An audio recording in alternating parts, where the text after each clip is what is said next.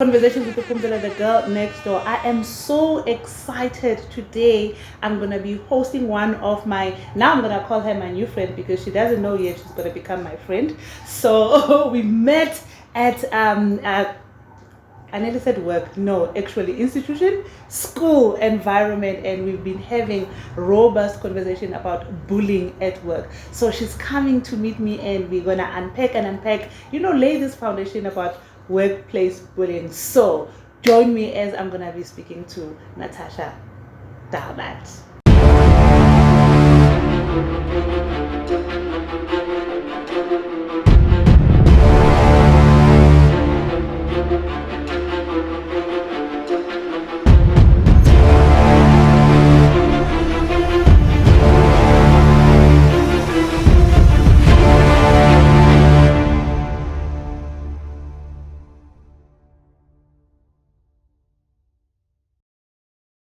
Conversations with the Phumzile, the girl next door. It is that time when we're having, yes, robust conversations. So today I am joined for the first time. I am definitely going to use color. She is my first outside of African people that I've hosted. Who is? So you're my first white guest. How does that feel? I feel privileged. I am privileged, but thank you so much for joining me. No, so guys, today we are talking about bullying. I'll keep it as bullying. So bullying happens everywhere, happens at schools, happens in the work environment, happens at home, so there's abuse everywhere. But today in particular, we're just gonna focus in our professional spaces, which is at the workplace. But before we dive in, you know what I do? We need to meet the people, know who they are, what they believe in, and why they are interesting. Because I try and get those people who are interesting that I can have proper conversations with. Already we're talking about star signs, astrology. There is so much. So she will be coming here over and over again. So watch the space. Hi, Natasha. Hi, Phumzile. How are you? I'm good. I'm very well, thank you. You are here. Thank you for inviting me. Good. So let's start about you introducing yourself. Who is Natasha? And please go as deep as you can so that we can have a sense of where you were born, where you lived, and before we get to what you do now and your purpose, because I think the conversation that we're going to have, it's based on your purpose. Those things that come back to you and people talk to you about more, you find there is a purpose in it. Yes. But just share with me, who is Nat?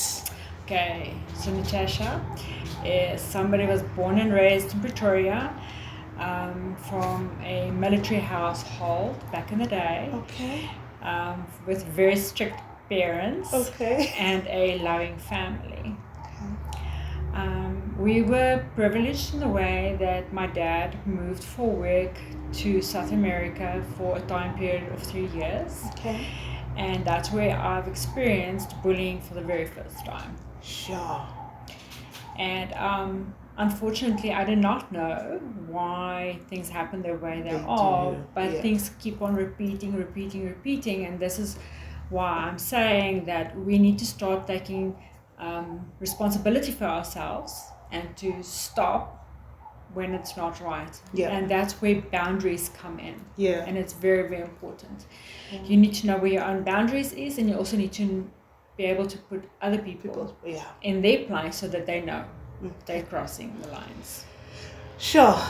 Before we go deeper in that topic, and I'm glad that you raised the point where bullying you started noticing, and then the pattern that has been happening in your life. And yesterday I was invited at a podcast, Leadership with Mutodi Aro.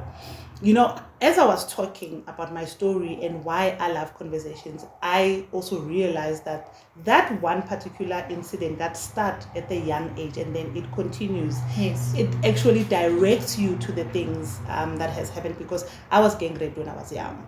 So that's another form of different bullying. And in me talking about the conversation, and I continued in moving from one place to another based on that one particular incident. So, and I'm glad that it got to a point whereby now, because you've experienced it, with other people and possibly in your personal life, and then you find a voice to say, why is this happening? So there is a need to have conversation about it. Correct. But before we go there, can you just lay the table?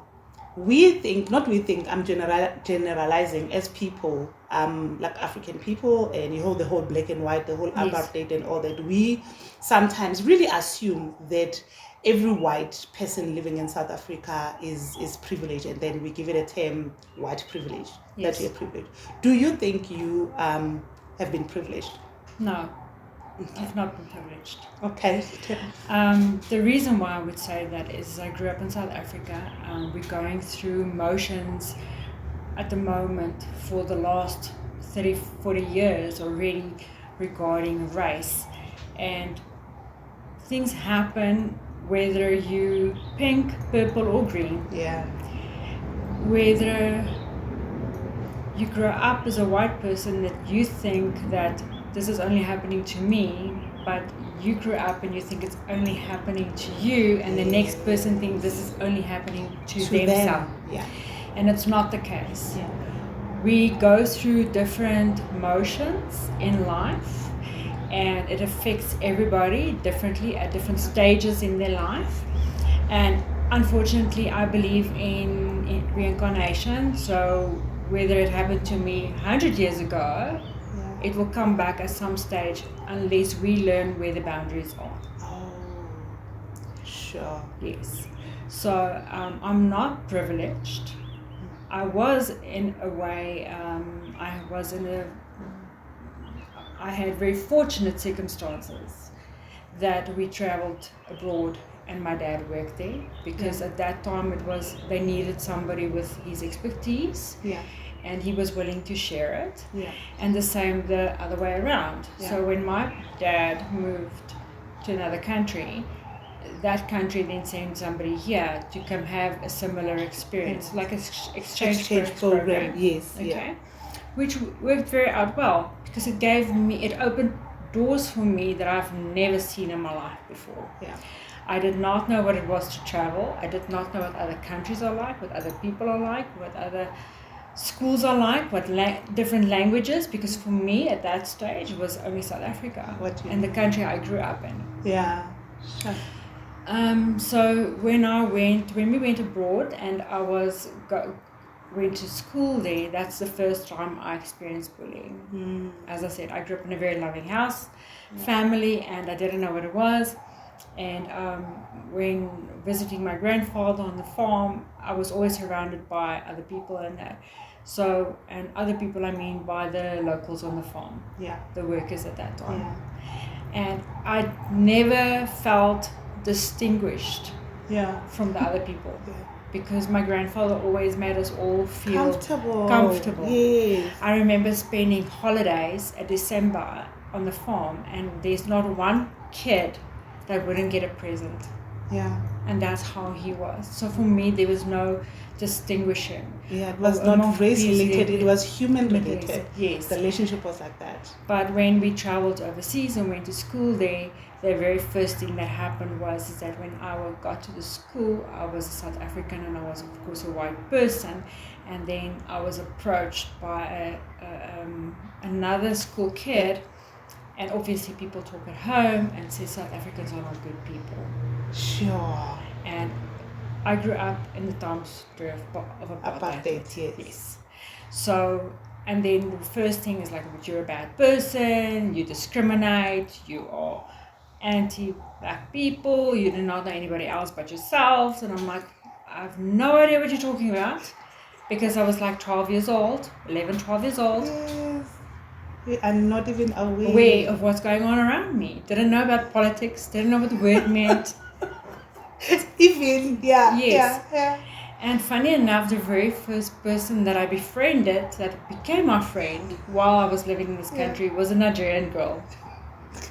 And I'm like, what's happened? Because now I'm befriended an African girl because she's the only one that was willing to sit with me during lunch. and other people thought I'm like evil because I'm from a bad place. Sure, because of color. Because of color. Sure. And I remember I was in a school where there's a lot of Americans and British and other African countries like Nigeria, Kenya, Ethiopia, can't remember, Namibia. So, but why was I the one that was being picked on? Yeah. Was it because I was the only white girl or the only white kid amongst the other African people? Yeah. Or I don't understand that. Yeah. I just wish as humans we can always like distinguish that, like you said before, you alluded to say, things happen to everybody, every human being in different places and different spaces, and it could be the same, similar to what we are talking about, bullying. You know, if we take it to the workplace, maybe how we met. From school, and we've been having these conversations, and you also seeing my podcast, and I talk about everything, you know. So I think when we had a conversation, I was also saying to you, because I'm very soft, I'm very sweet, and I experience a lot of like silent bullying, but I couldn't put it. I've never called it I'm being bullied as a person. But you know, when you start seeing things that are happening over and over again, and then you start thinking, am I being bullied? Am I, you know, so maybe if you can... Or is it just you? Or it's just me, yes. So help me, because this is just, we are not expecting this. And it's something that happens, either it happens to us or around us, and sometimes we are aware, sometimes we are not. So maybe just give me your idea of what you've seen. You know, you were bullied as you were young, so what have you been, what are those things that you were seeing actually that you can be able to say that was bullying, this is bullying, this is how it so I was born with scoliosis. That means deformity of the back. So I had to get a back brace to wear, and some of the kids thought it would be fun to trip me and see me fall downstairs. It's bullying. Not thinking of the other repercussions. I mean, I could have hurt myself more. I could have broken my back because I had something that kept me upright the whole time, to see if they can change the for my back not to deteriorate. And not seeing, but this is wrong. You could hurt her even more. Going to school, even having a note from my mom and dad saying that my daughter is not allowed to do physical activities. But there's nothing wrong with you. Okay, then we do it. And I think that in a way made me stronger, because when I finished school, I joined the Defense Force. And even then, I decided it's not going to let me down. It will make me stronger. But even during the Defense Force, I had a roller coaster with myself, picking up weight and losing weight. And the moment I pick up weight, I had somebody telling me, says, can see you putting on the rolls. That's another, Don't you think you need to lose some weight? Don't you think you need to eat less? Don't you, you know? So, sure. And, you know, like I was saying, that's why I specifically want to say, what are those things and signs? Because somebody else wouldn't look at it like that. But in that space, in that work environment, when you pick up weight, it's easy for people to start picking on you because there is a certain criteria that they want you to fulfill. And now people can use it to say, okay, you can't do this anymore. You can't be part of this division anymore, because now as a woman you get pregnant or anything happens, then you, just that on weight.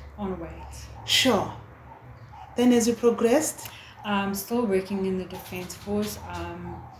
I joined an event, and driving back home, one of the guys thought it's going to be fun, so he stopped like a roadblock me in the road so that I couldn't pass. And I asked him what he's doing, and he said to me, no, I just want to have a chat. So I asked him, can't you chat? Couldn't you have chatted to me at the event. Yeah. So what was his aim? Yeah. Why me? Why only me and me driving on that road? And the way you stop, yes, it's not even approaching me nicely to say, please stop. I would like to talk. He roadblocked the road exactly to stop me so he can chat with me. You know, that act on its own, even if you really it was were like interested, malicious intent. Yeah, even if you were really interested when you saw me, but the way you're doing it now, it's a form of you are now bullying me to want my attention. You're doing it, or to get me to do what you want me to do. Oh yes, exactly that. Yes. Ooh, Natasha. Yes. Yeah. Sure. You know, then like that experience takes me back to when I was young, you know, how males in my neighborhood, they thought it was okay when they want to speak to you, they will hold your hand, turn it and squeeze it just until you talk. Until you talk. That even's bullying. That is bullying. And it was so bullying. Normal. Now that I go back to that moment, you know, when a guy comes, that it will be like they want to say hi. When you keep quiet, the first thing that they will go to is to grab your hand. And I don't know why they all did it. It was everywhere. Pull and then squeeze it to take it to your back like that. Yes. Like it was so normal as that one particular way of them talking to girls. Shoo. And for me, that is like totally invading my personal space. And I don't like it, for example, when anybody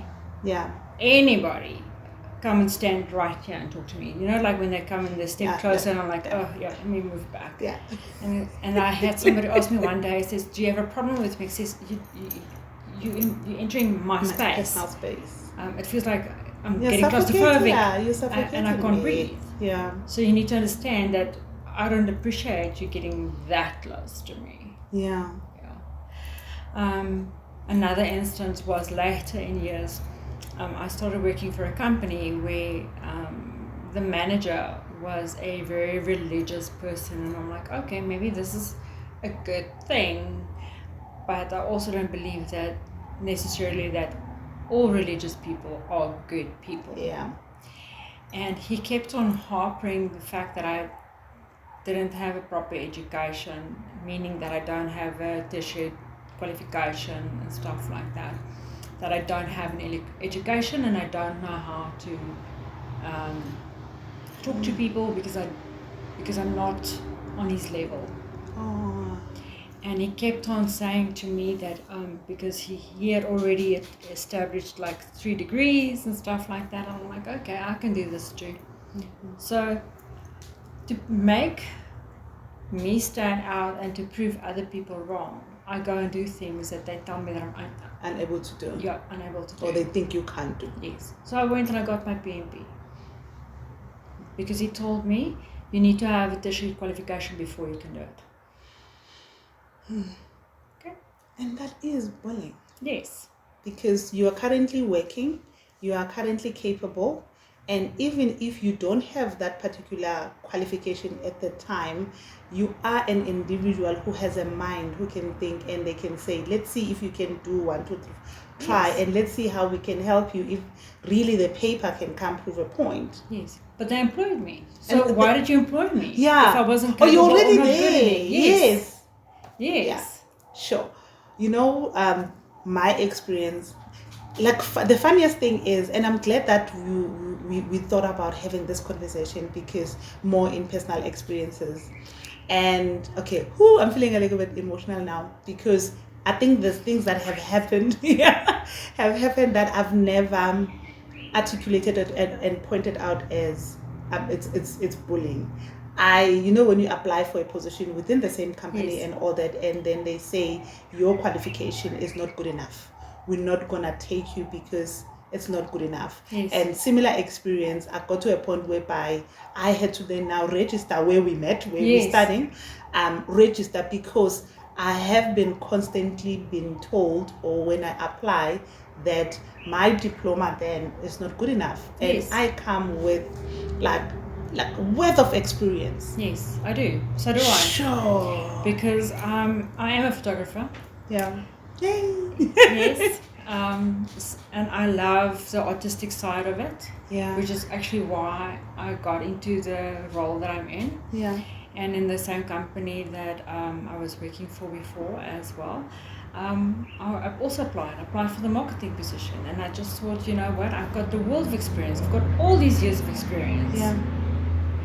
And I applied for the marketing position, manager position, and I was called in for an interview. And I thought, okay, this is a good thing. They at least allowed me to have an interview. Yeah. And afterwards, when I did not get the position, I asked, so what was the reasoning why? Yeah. And they said to me, but you don't have a teacher qualification. I'm like, okay, but I'm working already 20 years. Surely that should count for something. In exactly this role, next to other managers, and I've always done the work. Anyway. So, why? What am I missing right now? Just a piece of paper. Yeah. So, do you think, was it about the piece of paper, or it was because it was now that when you like dig deep into these things happening and all that? Because now I'm asking myself, was it because it's me, Phumzile, or it was really about the paper? What? Yeah. I think in this case it was kind of twofold. Yeah. Because it is a foreign company. And then they wanted qualified people. Yeah. But I think from the manager's position, as they appointed me in that position, I was working very closely with the manager. And when the manager was no longer there, I still did the work. Yeah. So what's different from me doing the work or appointing somebody above me to do the work? Yeah. Give it a different title then. Yes. But yes. Sure. Yeah. So yeah. Yeah, no. This conversation is just, it also feels like it's the conversation that I needed to hear from somebody else to realize how I have been affected by bullying for a very long time without me noticing. Yes. So do you think it's important to have, no, I know it is now, to have these conversations, but let's talk about, do you think most people or employers are aware of bullying, like in a real sense, and doing something about it in a real sense, or where are we? On a very personal level, I think it's been brushed off. It's been swept underneath the carpet, and if they don't have to deal with it, they'd rather not. It's one of those, yeah. They would rather not. Unless it's been leveled up, but then it becomes publicly known. Yeah. And they don't ever want this to become like public inside companies. Yeah. Because it's not a good reputation, it affects them. Yeah. So yeah. Do you think people do talk about their experiences of being bullied at work, or the fear of victimization stops people from talking about it or doing anything about it? I think people do talk about it. Okay. I just don't think necessarily it's being heard by the right people. Heard by the right people. Yeah. To actually do something about it. Yeah, so before we started recording, actually you reminded me of something where I know at work they would say you can report stuff, even like in terms of fraud and other things, you know, when it's like you can whistleblow, you can talk, but I've never even thought those things work, and I've never even tried any. I don't trust them. I don't trust a whistleblower line unless it goes somewhere else but internal. Yeah. I don't. Sure. So here we are having this conversation. Now I am hoping for more conversation, but as we approach each other to say, let's have this on the podcast, and which means now having it on the podcast, we are making it live, because this particular one, I know it's still growing, it's big, but the views that I get are over the 13,000 and all that. So it means now is the conversations that will be out there, you know. So what are we hoping for? What are you hoping for about us having this conversation? I think firstly to be heard. To be heard. Number one. Number two, they need to understand that this is affecting everybody of any kind, male or female. Yeah. Because it does happen. It does. Doesn't matter age, Doesn't matter gender, doesn't matter race. It happens across board. Everywhere. Yeah. It starts from schools, it starts in homes, it starts in the workplace. Yeah, and it continues. And it needs to come to an end. And I think workplaces, schools that cover up such behavior should be taken on and let them know what they're doing is wrong. Yeah. And people need to take into task.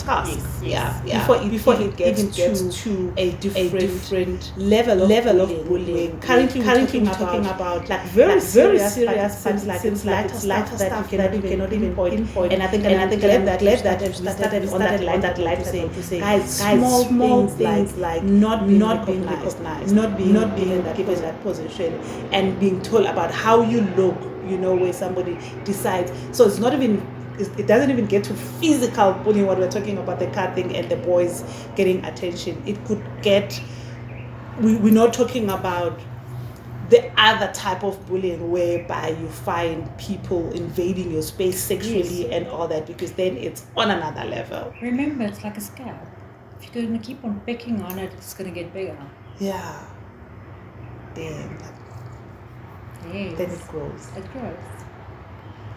Ooh. Like saying, like one day, Natasha, you look good today. Thank you very much.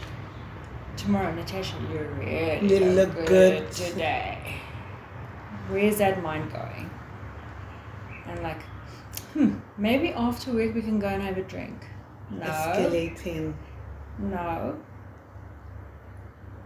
I don't think it's a good thing to go and have a drink after work. And then next day he's stopping you at your car and saying, so what's your issue? Why don't you want to go and have a drink? So it escalates slowly. Yeah. So, and do you think it is there a peer-to-peer bullying, or we see more of management, like top-down? I've seen that as well. I've seen it because people think, or managers think, that I am a manager. In a position. I am superior. I am bigger than you. I have more say than you. They'll believe me, not you.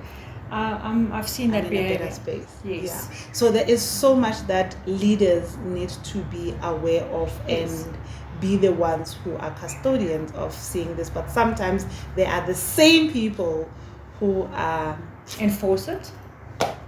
Yeah. Or they help it on, or they keep quiet. And for me, I've got a big problem in the workspace when others see it, and specifically management see it, and do nothing about it. And the issue doesn't get addressed. Yeah. Sure. And you get to a space sometimes where you are told to stand up for yourself. Yes. More than it becomes like it's your problem. Yes. Why you are being bullied. So it's like I brought it upon myself. I've asked for this. Exactly what I wanted.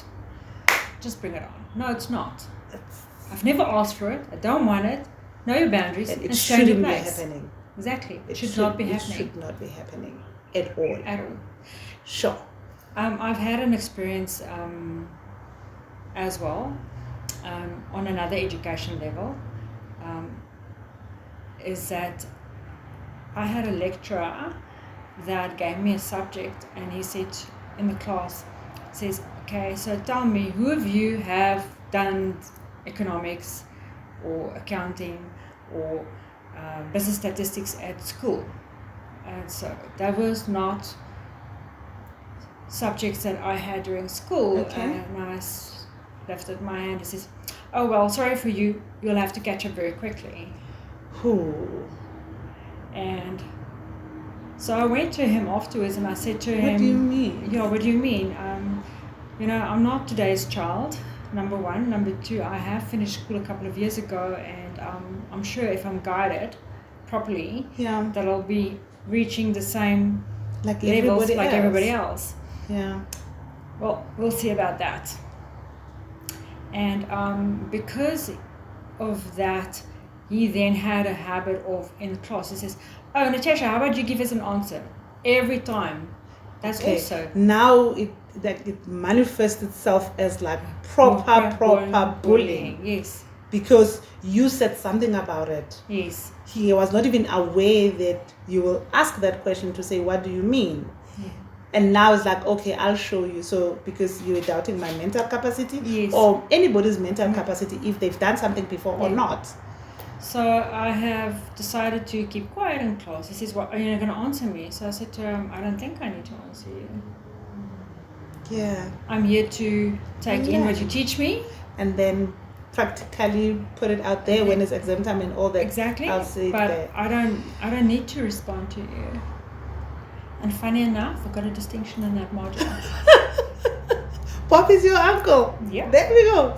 Yeah. There it is. And I'm like, that will teach you. A lesson. A lesson. You also now reminding me, as I said, how this one, because it's a different conversation where it's not like an interview with me and you. We're just talking about this and our experiences. Now you about the lecture. You're taking me back to when I had my second child, when I started using midwives. You know, I went to a gynecologist. He was pregnant and checking me and all that, male.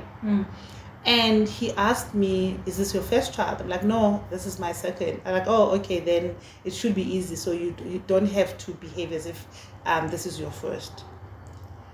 Every child is... It's got his own experiences. Yeah. It annoyed me then, and that's why I moved and I stopped. But I didn't think I couldn't, like, as we are talking about. Yeah. Actually, that was, you bully women. Like, you're not supposed to say that to a pregnant person. Yes. They are your client. They are your patient. At that time, you treat them as they're going through whatever they're going through. And as a time. woman, you go through emotions and cycles and feelings and good and bad days and I can't express it all. But yes. So do what in this now, because it became like a topic of interest as well, because we've talked about it so much on our chats and all that. How have you, now that we thought like, okay, we're gonna talk about it, and I hope as we discuss, it would be nice to have it as a series, because maybe more of us or people talking about their experiences and people listening, even those bullies could start hearing to say, okay, it's not right, it's not supposed to happen. Have you researched, have you seen any other places where people talk about bullying in their workplace, where we can refer to, and we can even have more conversations on this? Yes, I found one great website. Okay. It's called Work Bullying Project. It's Work Bullying Project. Okay. So you can go at Work Bullying at Project. You can just go search Bullying at Project, Work Bullying Project on the internet, and it will come up. They've got a brochure they've made available to for if you're unsure if this is bullying or not. You can squiz through it, read it, take it into depth. I strongly suggest for anybody, I know we shouldn't talk about this probably, but everybody somehow needs to have somebody to talk to. Whether it's a psychologist, a best friend, a mother, a dad, another colleague. Yeah. But they need somebody to talk about it and express how they're feeling or what they are going through. I have been very fortunate in my life to have found a fabulous husband. That he's my pillar, and unfortunately I go off like a rocket sometimes.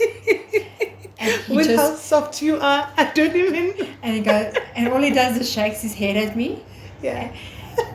And he always says to me, "We will get through this. Yeah. We'll take it one step at a time, but we will get through this." Yeah. And this is where I am today. This is where exactly. Because with my previous career move that I made, the company was bought out. Yeah. And I was put in a position that I was not meant for on a mental, psychological, or physical level at all. Because I'm not made for numbers, I'm made for creativity. And my husband just said to me, says, "Babes, resign. Yeah. We will find you something that you are going to love." Yeah. and we will work through all these other issues. And yes, I was very fortunate. I found 2 people that are incredible. One, when I went through a whole series of tests to establish what my love languages are, how I feel, how I approach things, how to change things, what I should be focusing on, what kind of traumas it is, and how to work through it. And for me, on a very mental level, not psychological, how to work through those processes, to overcome each thing, to be a better person at the end of the day, and not to take it out on somebody else. Yes. Not to be the next person.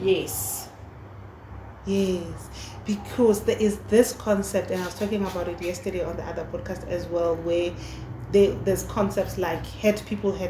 Yes. Now, as if it's okay because you were hurt to then now do exactly the same to somebody else. Yes. You know, others are aware, others are not aware. Yes. But I think we need to be so self-aware, so that we don't. You are so right. Get the right help to not unconsciously or consciously become so we just went into support and resources, so I just put in things so that I make sure that we cover we spoke about awareness. So the first part was we are just talking about awareness on workplace bullying, and we know it happens everywhere, but in this particular space, in a professional space, it's more hectic because everybody is there so that you get money to fund for your family. So talking about these things or escalating or getting legal help, sometimes it gets so scary because the first question or the big thing in your mind is, I don't want to do anything that will make me lose my job. So for me, it was that I have to do it for my own sanity. Either I lose myself to stay in the space, or I move out of this unhealthy environment. I take a breather, I work on myself, and I become the person that I know I am. Sure. And then the catch-22 is somebody who doesn't have support. This is why we're having this conversation now for others then. That's why I say you seriously need a strong support system. You need the backup. And as I said, I had, when I was younger, fantastic parents who always supported me in every move that I made. So, and unfortunately in my lifetime, I had to fall back onto them a couple of times. But believe you me, I know these things come back tenfold. And today everything's turned around. Sure. So I help them wherever I can because they are elderly. But when I needed the support, they were there. Yes. And as I said, and when I moved out, I had the greatest support from my husband. And when I when I went to him and I said to him, I can't do this anymore. He said to me, it's fine. It's fine. I remember, when you talk about your parents, my mom actually, big up mom, I have never even thought about this, big up to my mom. I moved to some other company, like from NGO and your government employment. For the first time moved into the private sector. And it was, I didn't even last a year. And I think because at the time I was going through a whole lot of things that year, marriage and all that, like all the separation and stuff. So I was, I think, depressed in a way. But when I got to that company, so I couldn't perform at my best. And what they did is they started treating me likewise, like you are not a performer. And they then reduced my salary because... And I remember when I cried to my mom and told my mom, I can't cope, I'm not coping, I'm not doing this. And I just said to my mom, and now mom, they want to reduce my salary. My mom called my employer. And she shouted at my manager at the time and told her off and said everything. And she was saying, I think she said, and you're not gonna make, my child won't leave there. She's gonna be employed until she leaves. And they didn't fire me. But that was bullying. But for me, I went back to that space. I always thought it was because of depression and all that. But I didn't label it as actually I But was it being is. bullied It was at the time as well. Telling you, sorry, you can't perform the way we want to, so let's reduce let's kick you somewhere else. Yeah. Then after some time, after some time, I resigned without a job at the time, and I didn't even have the support. I had all those fears, but I did that anyway and survived. But there is so much that, as people in the workplace, that we need to do. But you know what? Yeah. As you said, you didn't have the support. Sometimes we come out stronger and we fight harder. Yes. And we put so much more effort in getting making our next move. Yeah. Our next career goal, our next step, our next event, our next family, our whatever it is. Yeah. And I think from that level, it made you stronger. Yeah. Yes. I don't want to ask you, but I mean, I'm sure shortly thereafter you found something very good and better. Yeah. That to me is determination. Yeah. Is that you will show everybody that you're not going to lie down. True. Sure. Let's talk about you. Thank you so much. And because at that time I'm like, I'll find another job. And yes, and I'm still at that company ever since I moved at that time. I'm still there, and I've moved positions several times because I felt valued, as much as there's pressure and all that. But now come to think of it, you get to a space whereby you are valued more. People see you, what you do, and so thank you very much. But now I know that most of us go through things, but we don't articulate it and point it out as bullying. And today, this is what we are trying to say. Look into your situation at work, whatever is happening. And if you feel and see that it's bullying, or if you don't know, there are places to go and find it. Yes, get the help you want. Get the help you want. But because we know that human capital, sorry HR people, we know that it happens. But most employees do not have faith and trust in the HR space. No, they don't. And that's a big conversation. Yes. That's a big conversation. So maybe it would be nice to have people in the HR space, human capital, be the one who talk about bullying more in different spaces. Yes, I think also employment relations specialists. Yeah. Because I feel sometimes very sorry for those individuals. Yeah. Because boy, oh boy, they put up with all the crap that happens in companies. And then they have to hear both parties, and then they have to find the guilty one, and they have to establish how to go forward. Yeah. And even if that happens, it doesn't mean it's right. Yeah. On the turnout. Yeah. But if it is right, my question is that what are they going to do about it for the next time? Yeah, that it must end somehow. Yes. It must get to a point whereby it ends. Yes. I think we can maybe get in psychologists to ask them how they view individuals and how they see the workplace, or can they sometimes see what kind of people or managers and how this is going to turn out? Yeah. Sure. Yeah. And what are the repercussions of somebody who's being bullied? What happens to them, like in their minds and all that? I know with me now, I can tell you the issues of self-esteem, confidence, because it does. Like, I think one big one when I couldn't get that position because I started feeling like I still have that.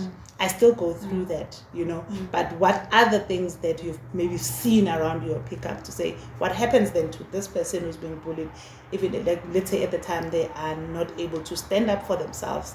They're not able to do anything about it. They just... That's the thing, because I mean, I don't want to say if you're a strong person, because any person can do it, but everybody needs to keep on motivating themselves as well. They need to keep on believing in themselves. Doesn't matter how hard it is today, but tomorrow they need to pick up the pieces again and move on. Yeah. They need to find other ways. I don't know, read up about it, get experience, find out how they can overcome it. What's the next steps to follow? How not to as I say, follow in that same trends or fall into the same gaps again, to have history repeat itself. And the same applies for the help they get, making sure they have the right support system, have the backup that they need, talk to people, use the resources, resources that is available. Some of it's not always, yes, it is expensive. Sometimes a lot of people are very amicable when they say to you, listen, I know you can't pay me now, but pay me as we go along, or let's set up a payment plan to get you through this. So and I know a lot of people out there are not trustworthy in the systems, but if they believe in the people that they take on, the people will start believing in them as well. And that builds trust, and it builds them up again, showing them, okay, but if you're willing to show yourself, if you're willing to share with me, or you're willing to help me, and then I will do everything I can to pay you back. Sure. And I think on my side, I would say also there's your EAPs, the programs that are there where you can talk to external people, but sometimes, yes, it comes back to the company. But as long as you find somebody to support you. Yes. Where to from here? I think let's get... I think we need to find an HR, like a human resources person, and a recruiter, because there's a difference. There's a difference, you're right. And ask recruiters, how do they see people? How do they handle people going forward that has been through these processes? And how does HR see the people that they recruit? And what is it that they're looking for to not miss the signs of people who are, to miss the bullies. Yes. People who have, because in the application they will say traits. Yes. And they always talk about positive traits. But they never say, I'm a bully. And then you also say psychologist as well. Yes. We can look into finding psychologist or somebody in the space. Or like employment relations, because those people should have a little bit of knowledge of both sides. In other words, the psychological side and what effect it has, as well as how to help the people getting out of that cycle that they're in. Okay. And people who have been bullied before and fought it legally, and how it came up, so that they can share their story. Yes, definitely. That would people that have fought it, so that they can give others that confidence that if you do decide experience and do decide to stand up for yourself, it's possible to get out. Also, where to go, who to talk to. If management doesn't listen to you, I know in companies they tell you, okay, if you're not comfortable with your immediate manager, go one up. And if not that one, go another level up. But if you don't trust the company's HR resources, or you don't trust the managers, where to they're from there. Sure, Natasha. Guys, conversations with the Phumzile, the girl next door. This felt so close to home, sitting here. I had the questions in my mind, as I know normally when I do my podcast, I didn't send you questions. This is what I'm going to ask you, so that we talk real conversation as you're thinking about it at the time. And I didn't really realize that it will come back to me so much to think about my day, so close to home, my day to day. And I can say I do feel still being bullied somehow in my areas, in my work area. But I have not really thought about standing up for myself in a way that possibly I'm supposed to. But I'm standing up for myself based on, let me just work and deliver what I need to deliver. Not necessarily calling out to say, no, this, what you're doing, actually, this is what you're doing to me. Yes. Leave the work, even if, let's say, one makes a mistake, one maybe doesn't understand what you're looking for. Yes. But the way you speak, the tone in your email, how you then escalate without everything else, it is a form of bullying. So thank you. I'm grateful, because this just empowered me to say, I do feel like my tummy is feeling like I do feel it, because now I know that now that I've spoken about some of the things, I won't be able to be silent anymore. I think that we as people need to become more aware what we do, how we say it, and how we approach people at the end of the day. Yeah. I know this is a whole different can of worms, and it's very wide. Can go anywhere. Yes. Sure. But yes. In closing, on your side, yes. What do you think? What is our responsibility as human in general, everywhere we go? Just making sure that we live harmoniously as people. Anyway. Firstly, I think we need to recognize our own errors. Okay. And once you know your own error and you've seen it, and you see it happening to somebody else, to help them. Because they don't necessarily know really what's happening to them, or they are just, their minds is in so much turmoil that they don't actually know what's happening. Yeah. And then it comes back and says, yeah, but it's me. Yeah. It's not necessarily you. Yeah. It's not always you. True. Because it's easy to always think, no, people who behave this way or do this way, it's all about them, and it's not me, but it's them. And then you leave it at, they are dealing with their own demons, and then they are bleeding on you. But there's the in between. Yes. Between them and you. That thin veil, that line between them and you. Yeah, it's like I always used to say, there's a very thin line between love and hate. Yes. Very thin. But be careful. The moment it turns to hate. We've seen in the GBV how it escalates to havoc and death, and so it could happen anyway. Sure. Thank you for coming to Conversations with the Phumzile.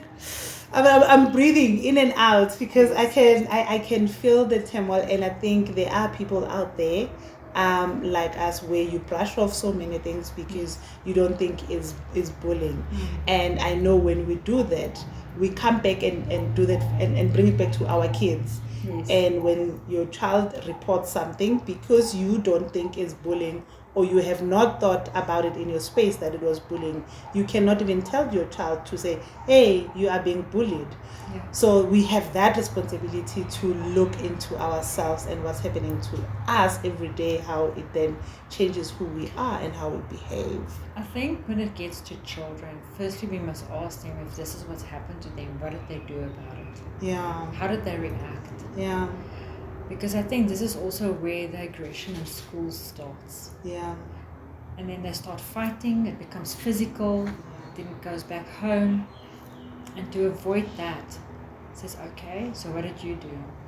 Did you scream, yell? Did you walk away? Yeah. And let's find ways on how to overcome it. So that we don't perpetuate, and then later on that child becomes a bully, or the other one becomes gets bullied for the whole rest of their lives because they can't do anything about it. Yes. Sure. Conversations with the Phumzile, the girl next door. I think this was a really deep, touching conversation. This is the first of the series.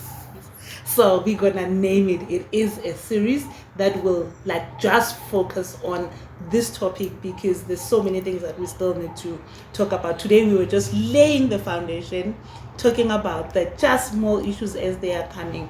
Hope you can join us in this conversation, and you can find Conversations with the Phumzile in all our social media spaces where you can then come up. If you are an HR practitioner, come. If you're a psychologist, come. If you have legal advice and all that, we would like anybody else to join us, have this conversation, and so that we can reach many more people. This is Natasha. You're gonna see her, and she will lead us and me in this series, so you'll be seeing more of her when we bring different people to come here. So Natasha, social media, are you on social media? Are you, what type of a marketer are you? Long story. Oh yeah, by the way, we're in the same profession. Yes. Long story. I had a very bad experience in the past. Yeah. And I've decided to stay off social media. Okay. Because of the individual. bullying that went onto my site and wrote comments which wasn't for anybody else's ears. Sure. Yeah, they swore at me in such a way that I think the sea will never be able to wash me clean on what they said. And I've just decided this is not the platform for me. Sure. Okay. She's not on social media. And guys, I'm on LinkedIn. LinkedIn, professional space. Yes. Even good. So Natasha is on LinkedIn, and then we'll share the details. But definitely, you also brought up another topic that we'll have it, the cyberbullying. You know, I know it happens on Twitter where people bully you from the other side where you can't see, touch them and all that. Correct. We can also maybe touch on that one on its own when it moves from this space and then it goes to or joins public space. Yeah. Oh, cool. So we can close it off. But thank you once again. So remember to subscribe, like, and press that notification button so that when we upload this episode, you are able to see it first because it will notify you. And definitely share. Why we do conversations is to empower each other, because when you have comfortable conversations, you are able to understand what happens around you, even if you have not seen it. When we hear other people talking about their stories, it gives you that aha moment. So do the right thing. Share. This is Conversations with the Phumzile, the girl next door. And thank you so much, Natasha, for joining me. Thank you for having me. Yay!